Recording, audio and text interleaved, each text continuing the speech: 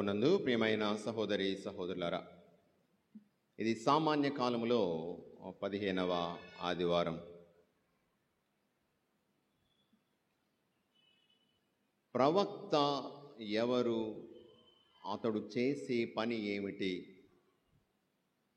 అన్న సందేశాన్ని ఈరోజు ప్రభువు మనకు అందిస్తున్నాడు. ప్రవక్త అంటే దేవుని కోసము నిలబడేవాడు, దేవుని స్వరం తన ప్రజలకు దేవునికి మధ్యవర్తి. తన సందేశాన్ని ప్రజలకు వారి యొక్క జీవితాల్లోనికి, వారి కుటుంబాల్లోనికి తీసుకువెళ్ళేవాడు. ధైర్యవంతుడు, అతడు ఒక సాహసి, ప్రాణాలను లెక్క చేయడు. దేవుడు పంపిస్తున్నాడు, ఇది చెప్పి తీరాలి. ప్రజలకు ఇష్టం అవ్వచ్చు, ఇష్టం కాకపోవచ్చు. సూటిగా, ధైర్యంగా ప్రజలకు దేవుని సందేశాన్ని అందించేవాడే ప్రవక్త.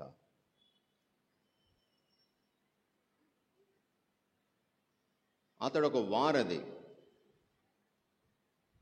రాజులున్నారు, వారు ప్రజలను పరిపాలించాలి.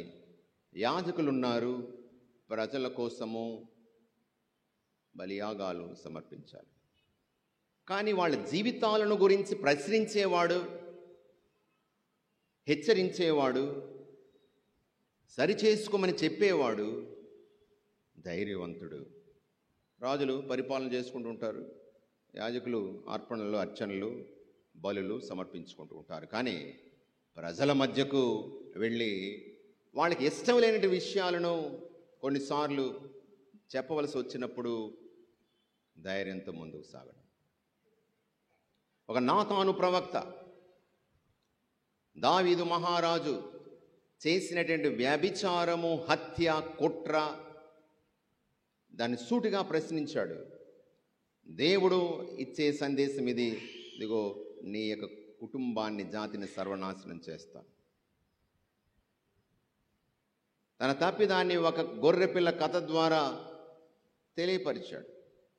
ఆ గుండె లేని కసాయివాడు ఎవరో కాదు, నువ్వే అని ధైర్యంగా చెప్పాడు. మహారాజు ముందు నిలబడి ధైర్యంగా తన చీకటి బ్రతుకును 10 మందిలోనికి తీసుకురావడం, బహిరంగంగా ధైర్యంగా ముఖం మీద చెప్పడం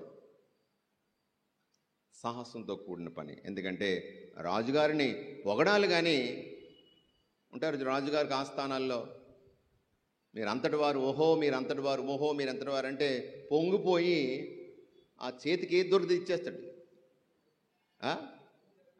హారాలు ఇసిరేస్తాడు. ఉప్పొంగిపోయి తబ్బిబ్బైపోయి ముఖస్థుతి చేసేవారంటే వారికి ఇష్టం.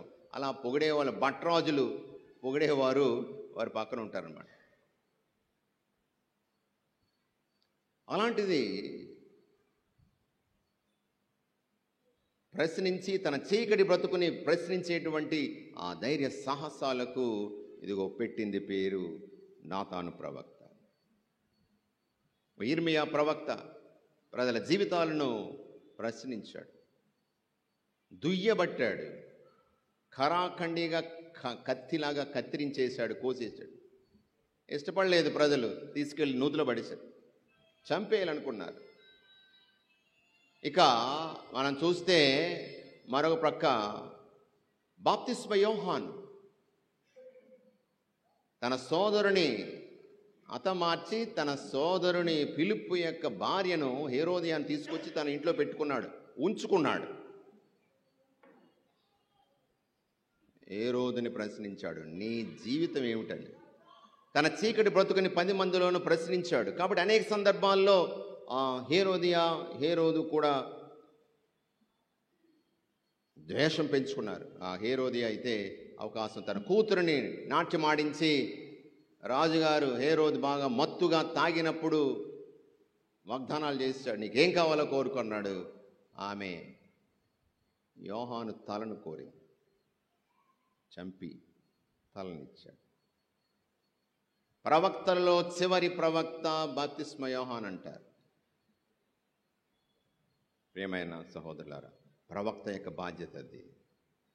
మరి ఇటువంటి ఒక ప్రవక్తను ఈరోజు మనము మొదటి పట్టణంలో చూస్తున్నాం. సొలొమోను రాజు చనిపోయిన తర్వాత రాజ్యం 2 భాగాలు అయిపోయింది. 12 గోత్రాలు ఉన్నటువంటి ఆ ఇశ్రాయేలు రాజ్యము 2 భాగాలు అయిపోయింది. ఉత్తర దేశముగా 10 గోత్రాలు ఇజ్రాయేల్ అని చెప్తున్నాం. దక్షిణ దేశము యోదయ లేకపోతే యోధా. ఈ ఉత్తర దేశము ఇజ్రాయేలును పరిపాలించేవాడు యెరోబోము. ఇక్కడ యూదా దేశంలో పరిపాలించేవాడు ఉజ్జియా. ఆమోస్ అనేటువంటి ప్రవక్తను ఈ దక్షిణ దేశం నుండి ఉత్తర దేశానికి దేవుడు పంపిస్తున్నాడు. ఆమోసు అన్న మాట యొక్క అర్థము భారాలను మోసేవాడట. ఎందుకంటే ఇతడు గొర్రెల కాపరి, అత్తిపళ్ళు కోసి మోసుకొని వెళ్ళి అమ్ముకొని పొట్ట పోషించుకునేవాడు. మరి అటువంటి వ్యక్తిని తీసుకువెళ్ళి అక్కడ ఉత్తర దేశంలో ఆ బెతెలు ప్రాంతంలో ప్రవచనాలు చెప్పమని దేవుడు పంపించాడు. ఇది 8వ శతాబ్దం, క్రీస్తు పూర్వం 8వ శతాబ్దం. ఇదిగో మీ జీవితాలు మార్చుకోకపోతే పతనం తప్పదు.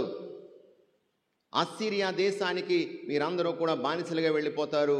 ఇదిగో రాయి మీద రాయి నిలువదు, సర్వనాశనం అయిపోతుంది.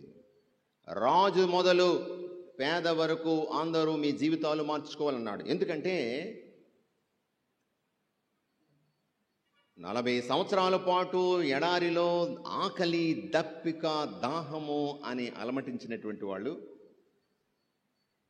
ఈ కానాను దేశం వాగ్దాన భూమిలో ప్రవేశించిన తర్వాత వారు కట్టని పట్టణాలను, వారు సేద్యము చేయనటువంటి ఓలీవులను, ద్రాక్షలను వారి సొంతం చేయగానే సమృద్ధి కలిగింది. రాజకీయంగా బలపడ్డారు, ఆర్థికంగా బలపడ్డారు, సమృద్ధి కలిగింది. కాబట్టి సుఖం మరిగారు. సంపదలు ఎక్కువైనప్పుడు, సమృద్ధి కలిగినప్పుడు మనస్సాక్షి, దైవభీతి లేకపోతే సులువుగా వ్యసనాలకు, విలాసాలకు బానిసలైపోతారు. చేతుల్లో డబ్బులు ఆడుతున్నాయి కాబట్టి సరదాలు, విలాసాలు, వ్యసనాలు, అక్రమమైనటువంటి సంబంధాలు ఎక్కువైపోతాయి. ఇంతకుముందు ఆకలి కడుపు నిండితే చాలు అనుకున్నటువంటి మనుషులకి ఇప్పుడు సమృద్ధి కలిగింది. కాబట్టి విలాసము, ఇంకా అవినీతి, అక్రమమైన మార్గాల్లో సంపాదనలు. ఆమోసు ఒక గర్జించే సింహము. నిజానికి గ్రంథస్థం చేయబడినటువంటి మొట్టమొదటి గ్రంథము అని వాళ్ళు చెప్తారు. మొదటి ప్రవక్తల గ్రంథాల్లో మొట్టమొదటి గ్రంథస్థం చేయబడినటువంటి, రాయబడినటువంటి యొక్క గ్రంథము ఆమోసు గ్రంథం అని.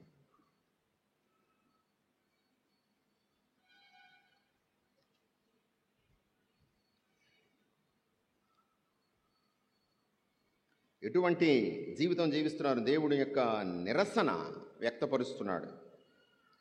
వారి ఆరాధనలు, చిత్తశుద్ధి లేనటువంటి ఆరాధనలు వాడిని దుయ్యబడుతున్నాడు. మీ పండుగలు నాకు గిట్టవు. ఆమోసు గ్రంథము 5వ అధ్యాయంలో చూస్తున్నాం.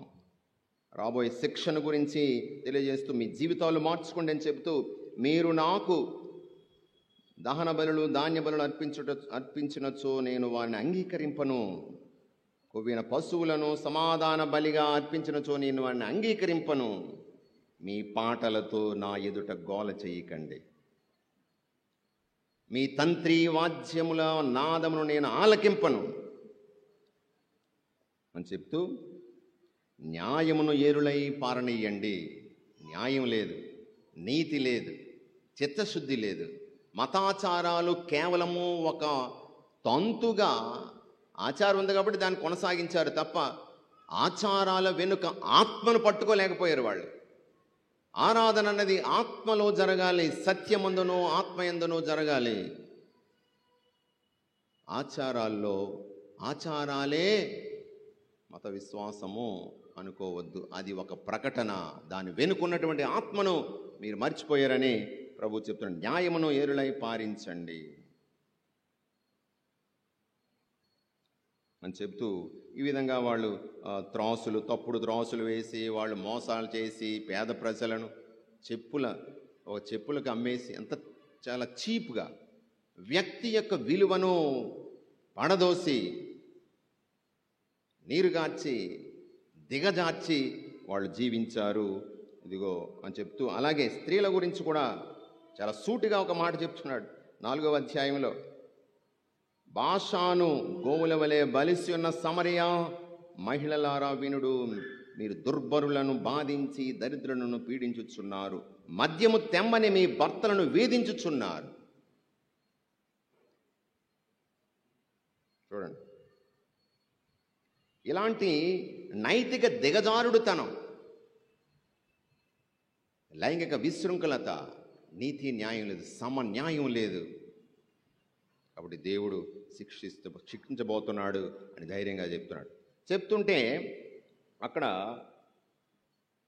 అమాస్య అనేటువంటి బెతెలు దేవాలయం, అక్కడ ఈ అమాస్య అంటున్నాడు, అవయ్యా ఆమోసు ఇక్కడికి ఎందుకు వచ్చావు నువ్వు? మీది ఎక్కడి నుంచి, నీ ఊరేంటి, నీ పుట్టిన ప్రదేశం ఏది? యూదా. అక్కడికి వెళ్ళు, అక్కడ ప్రసంగాలు చెప్పుకో, ప్రవచనాలు చెప్పి వాళ్ళు ఏదో ఇస్తే ఆ పొట్ట నింపుకో, అంతే. ఎక్కడికి ఎందుకు వచ్చావు అంటే అంటున్నాడు, నేను ప్రవక్తల కుటుంబం నుంచి రాలేదు, నేను గొర్రెల కాపరిని, అత్తిపళ్ళు సేకరించి అమ్ముకొని బతికేవాడిని. దేవుడు నన్ను మీకు దగ్గర పంపించాడు, ఈ సందేశం ఇవ్వమన్నాడు కాబట్టి వచ్చి చెప్తున్నాను, అంతేగాని నా పొట్ట పోసుకోవడం కోసం ఎంత దూరం రానవసరం లేదు అని ధైర్యంగా చెప్తున్నాడు. అంతేకాదు, తర్వాత ఇజ్రాయేలు ప్రతికూలముగా ప్రవచనము చెప్పవలదని, దైవోక్తులు పలుకవలదని నువ్వు నాతో చెప్తున్నావు. దేవుడు చెప్పమన్నాడు, నాశనము, పతనము దగ్గరలో ఉంది. ఇది ఒక హెచ్చరిక. ఈ ప్రత్యేక సందేశాన్ని ఇవ్వడం కోసము దేవుడు నన్ను మీ మధ్యకి పంపించాడు. ప్రియమైన సహోదరులారా, ప్రవక్త ఎక్కడి నుంచైనా రావచ్చు, ఏ జాతి వాడైనా, ఏ భాష మాట్లాడేవైనా, ఏ ప్రాంతస్తుడైనా, ఏ రంగు ఏమున్నా సరే, ప్రవక్తను ఎక్కడి నుంచైనా దేవుడు మన మధ్యకు పంపించవచ్చు. మన జీవితాలను బాగు చేయడానికి, గతి తప్పినటువంటి దారి తప్పిన జీవితాన్ని ప్రశ్నించి గాడిలో పెట్టడానికి. గురువులు, ఆ మాటకు వస్తే గురువులు కానీ, మఠవాసులు కానీ, మరొకరు కానీ, దైవ సేవకులుగా వచ్చేవారు ఎవరు, ఎక్కడి నుంచి వచ్చారు, వాళ్ళేంటి వీళ్ళేంటి చూడకూడదు. దేవుని ప్రతినిధి పీఠము దగ్గర సమీపించి దేవుని యొక్క ప్రతినిధిగా నిలబడినటువంటి గురువు, సువార్థికుడు, ఒక కాపరి అంగీకరించాలి. దైవ సందేశం మనుషుల్ని ఎవరిస్తున్నారు సందేశం కాదు, ఏమిటి దేవుని సందేశం, అదే ముఖ్యం అని స్వీకరించి జీవితాలు మార్చుకొని ముందుకు సాగాలి. ప్రియ సహోదరులారా, ఇదిగో దేవుని యొక్క ప్రతినిధులుగా 12 మంది అపోస్తలులను ఎన్నుకుంటున్నాడు ప్రభు. క్రీస్తు 12 మంది అపోస్తలులను ఎన్నుకొని తన సందేశాన్ని అందించమని పంపిస్తున్నాడు. వారు ఏం చేశారు? దేవుని సందేశానికి అద్దం పట్టారు.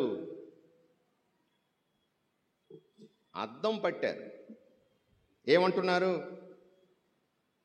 పశ్చాత్తాపముతో హృదయ పరివర్తనము చెందండి అని బోధించారట. 12 మంది అపోస్తలుని ప్రభు పంపించాడు.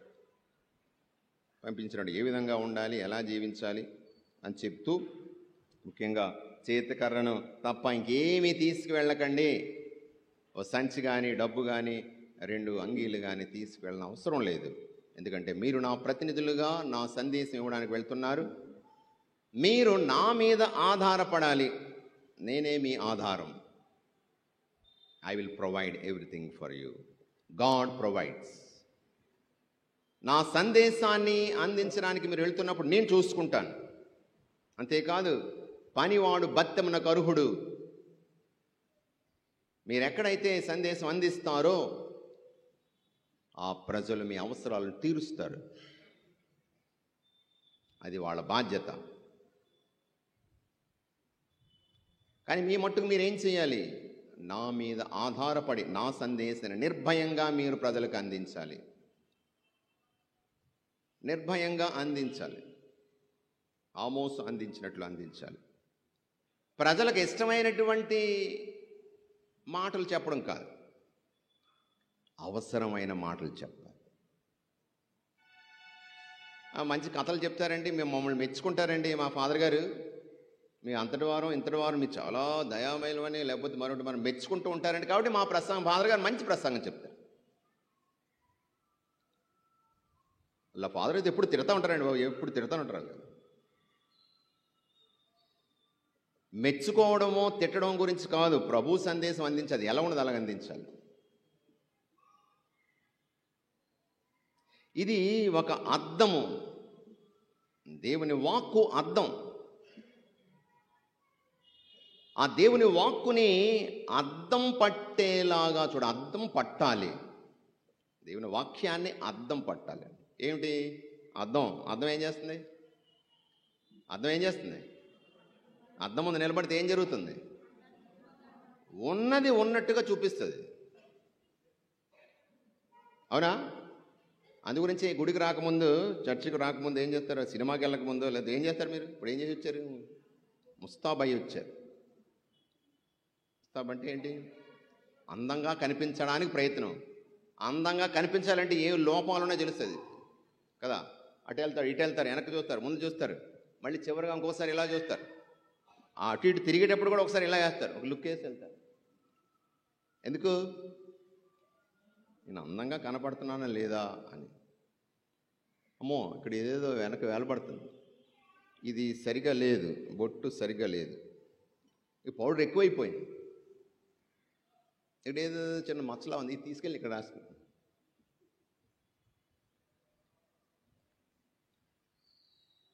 ఉన్నది ఉన్నట్టుగా అద్దం చూపిస్తుంది. ఆ దేవుని వాక్కు అద్దం. ఇది అద్దం. ఈ అద్దం ముందు నిలబడి, ఈ అద్దం ముందు నిలబడి చూడు. నీ స్థితి ఏమిటో, నీ పరిస్థితి ఏమిటో, నీలో ఉన్నటువంటి లోటు ఏమిటో, లోపాలేమిటో, మురికి ఏమిటో చూడు, సరిచేసుకో అని ఆ దేవుని అద్దాన్ని మీ ముందు పెట్టేవాడే ప్రవక్త, గురువు, బోధకుడు. అద్దం పట్టేవాడు. నీ ప్రతిబింబాన్ని, నీ యథార్థ స్థితిని, నీ రూపు రేఖలను, నీ జీవన స్థితిగతులను, నీ దౌర్బల్యాన్ని నీకు చూపించేవాడు. చూడు, ఇదిగో చూడు, నీవు ఎలా ఉన్నావా? అందంగా ఉన్నావని అనుకుంటున్నావు, కానీ చూడు, సరి చేసుకో, మార్పు చేసుకో, మారిన మనిషిగా జీవించు. ఎప్పటికప్పుడు మన ముందు నిలబడుతుంది ఈ యొక్క అద్దం. ఈ అద్దాన్ని పట్టేవాడు ఆ వాక్య బోధకుడు. అంటే దాని అర్థం ఏమిటి? మీకోసమే ఇది, నేను అద్దంలో చూసుకోను, మీరు చూసుకోండి అని కాదు. ముందు చెప్పేవాడు అద్దంలో చూసుకోవాలి, ఆ బోధకుడు అద్దంలో చూసుకోవాలి. నా జీవితాన్ని నేను సరి చేసుకోవాలి, తన లోపాలను సరి చేసుకోవాలి, తన బలహీనతలను ఆ అద్దం చూపిస్తున్నప్పుడు దాన్ని సరి చేసుకోవాలి.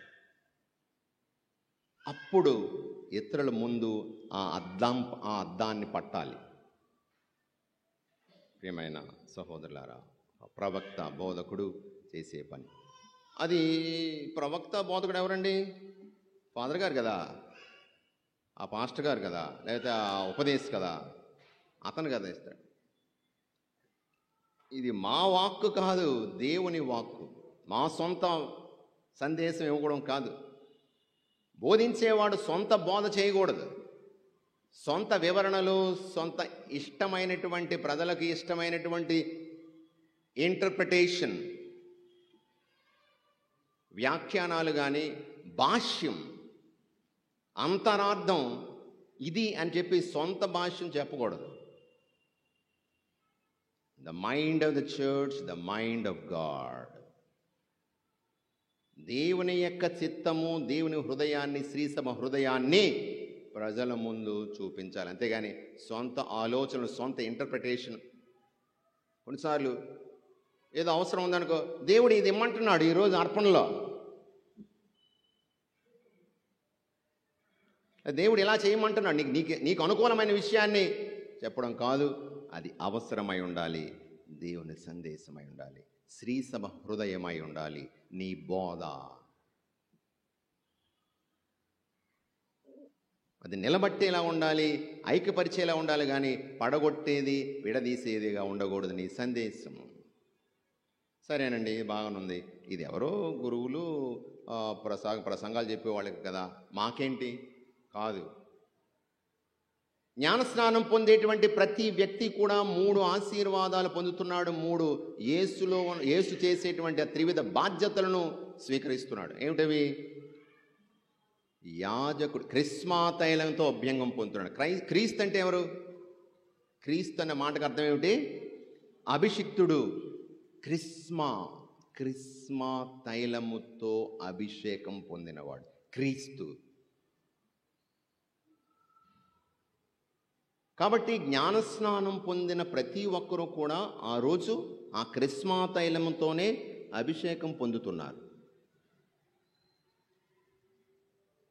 అభిషిక్తుడైన క్రీస్తు వలె నీవు యాజకుడవు, బోధకుడవు, రాజువు, లేదా నాయకుడు. అంటే మనందరికీ ఈ 3 బాధ్యతలను దేవుడు అప్పజెప్తున్నాడు. యాజకుడు అంటే ఎవరు? పవిత్రీకరించేవాడు, బలులను సమర్పించేవాడు, ప్రార్థించేవాడు. మరి ప్రతి క్రైస్తవుడు ఒక యాజకుడు అంటే దాని అర్థం ఏమిటి? Is the one who శాంక్టిఫైస్ himself and శాంక్టిఫైస్ others. తనను తాను పవిత్రీకరించుకుంటూ ఇతరులను పవిత్రపరిచేవాడు, దేవుని మార్గంలో ఎదిగేవాడు, ప్రార్థనలో ఉండేవాడు. ప్రతి ఒక్క క్రైస్తవునికి ఒక బాధ్యత. రెండవది బోధకుడు. దేవుని వాక్య వెలుగులో ఆ అద్దం ముందు నిలబడి తన వాక్య వెలుగులో చీకటిని తొలగించుకొని ఆ వాక్య వెలుగులో నడుస్తూ ఇతరులను కూడా నడిపించేవాడు. నేను నా కుటుంబాన్ని, నాకు తెలిసిన వారిని, నాకు తారసపడిన వారిని, నా పరిచయం ఉన్నటువంటి వారిని, నేను పనిచేసేటువంటి ఆ ప్రదేశాల్లో ఉన్న వారిని అందరినీ కూడా, వారందరికీ నేను ఒక వాక్య వెలుగులో నడిపించేటువంటి వ్యక్తిగా ఉండాలి. మూడవది ఇక నాయకుడు, నడిపించేవాడు. క్రీస్తే మన నాయకుడు, క్రీస్తే మన కాపరి. ప్రతి తల్లి, ప్రతి తండ్రి, ఆ మాటకొస్తే ప్రతి క్రైస్తవుడు ఆ క్రీస్తు నాయకత్వంలో ఆ ప్రభువు ముందు నడుస్తుంటే ఆ అడుగుల్లో అడుగు వేసుకుంటూ ఆ పుణ్య మార్గములో, ఆ నీతి మార్గములో, ఆ ప్రేమ మార్గములో నడుస్తూ మిగిలిన వాళ్ళని నడిపించాలి. నాయకుడు లేకపోతే రాజు అనగానే అణచివేసేవాడు, పీకలు కోసేసేవాడు, పెత్తనం చెలాయించేవాడు కాదు, నడిపించేవాడు, ప్రేమతో పరామర్శ నడిపించేవాడు. ప్రియమైన సహోదరులారా, మనందరం కూడా ప్రవక్తలము, బోధకులము. వాక్కు అనేటువంటి ఆ యొక్క అర్థంలో పరిశీలించుకుంటూ దైవ సందేశాన్ని ప్రజలకు అందించవలసినటువంటి వాళ్ళం. మనందరం కూడా 2వ పట్టణంలో మన ప్రధాన యాజకుడైన క్రీస్తు మన కోసం తన ప్రాణం అర్పించాడు. దేవుని ప్రణాళిక ఏమిటంటే తన కుమారుని ద్వారా మనలందరినీ నీతిమంతులుగాను, నిర్దోషులుగాను, పరిశుద్ధులుగాను చేయడానికి. ఇది గొప్ప కృపావరము, దేవుడు అనుగ్రహించిన గొప్ప వరము, ధన్యమైన జీవితం. ఆ ధన్య జీవితాన్ని ప్రతి దివ్య పూజాబలిలో మనం అనుభవిస్తున్నాము. ప్రతి దివ్య పూజాబలిలో ఆ ప్రభువు మనలోనికి వస్తూ ఉన్నాడు. ఈ కృపావరం మనలోనికి వస్తూ ఉంది. మన కొరకు ప్రాణం పెట్టినటువంటి ప్రభు మనతో ఉంటూ ఉన్నాడు, మనలోనికి వస్తున్నాడు. చాలాసార్లు కూడా పాటలు, కీర్తనలు, ప్రేయర్స్ చేసేసి అదే ఆరాధన అని సంతృప్తి పడుతూ ఉంటారు. ప్రతి దివ్య పూజాబలిలో ఈ వాక్కు శరీరధారి అయి క్రీస్తు శరీర రక్తాల రూపములో మనలోనికి వచ్చి మనతో వాసం ఉంటూ ఉన్నాడు. He comes into us very personally and he comes and stays with us. He resides with us. He makes his home with us. తన నివాసముగా ప్రేమతో సంతోషంతో మనతో ఉండిపోవడానికి మనలోనికి వస్తున్నటువంటి ఆ ప్రభువు, ఆ కృపావరము శరీర రక్తాల రూపములో మనలోనికి వస్తున్నాడు, కొలువై ఉంటున్నాడు. మన కష్టములో, మన కన్నీటిలో, మన సంతోషములో భాగస్థుడవుతున్నాడు. It's a personal encounter and a personal coming into our heart. వ్యక్తిగతంగా మనలోనికి వస్తున్నాడు. పాటలు, భజనలు, కీర్తనలు, హల్లెలూయలు కాదు. అది ప్రార్థనలో ఒక భాగం, కానీ అది సంపూర్ణం కాదు. సంపూర్ణమైనది ఎప్పుడు? దివ్య పూజాబలిలో పాల్గొన్నప్పుడు. దివ్య పూజాబలిలోనే మనం స్వయంగా వ్యక్తిగతంగా మనలోనికి ఆ ప్రభుని స్వీకరిస్తున్నాం. The climax of our liturgy and worship is the holy Eucharist అంటారు. మన ప్రార్థనలకు, మన ఆరాధనలు అన్నింటికీ, మన భజనలు, మన కీర్తనలు, మన హల్లెలూయా పాటలు, వాక్య పరిచర్యలు అన్నింటికీ కూడా పరాకాష్ఠ, the culmination and the climax of our prayers, adoration and worship is reception of the Holy Eucharist, the Word made flesh, the body and blood of Christ, the Holy Eucharist.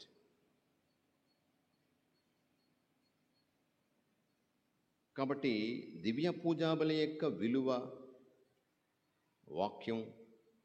వాక్యం మన అద్దం. ఈ అద్దంలో మనం చూసుకున్నప్పుడు, మన బలహీనతలు మనం బయటపడినప్పుడు పశ్చాత్తాపపడి హృదయ పరివర్తన చెంది ఆ ప్రభువు సన్నిధికి వచ్చి ఆశ్రయం పొందుతున్నాము. ఆ ప్రభువు విరిగి నలిగిన హృదయాన్ని, పశ్చాత్తాపపూరిత హృదయాన్ని అనాదరము చేయుడు. అతనికి ప్రీతికరమైన అర్పణ పశ్చాత్తాపపూరిత హృదయమే.